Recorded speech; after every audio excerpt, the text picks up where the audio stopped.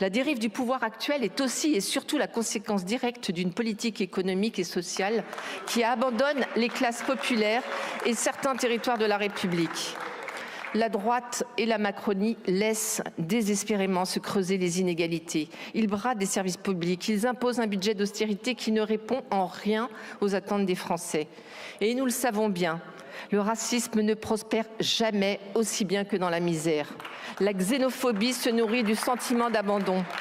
Quand la précarité gagne du terrain, quand les salaires stagnent, quand les services publics ferment, quand on ne peut plus se soigner, quand les usines se délocalisent, quand l'insécurité sociale est devenue le quotidien de la majorité des Françaises et des Français.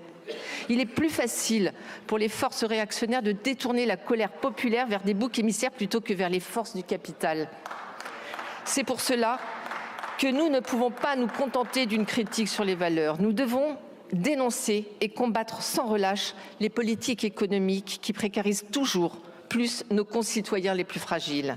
C'est pourquoi d'ailleurs nous avons voté les motions de censure qui visaient à rejeter les projets de loi de finances de ce gouvernement.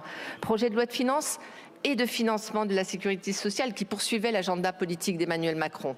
Un agenda politique qui, depuis 2017, n'a qu'une seule et unique obsession, satisfaire les marchés financiers, quoi qu'il en coûte au peuple.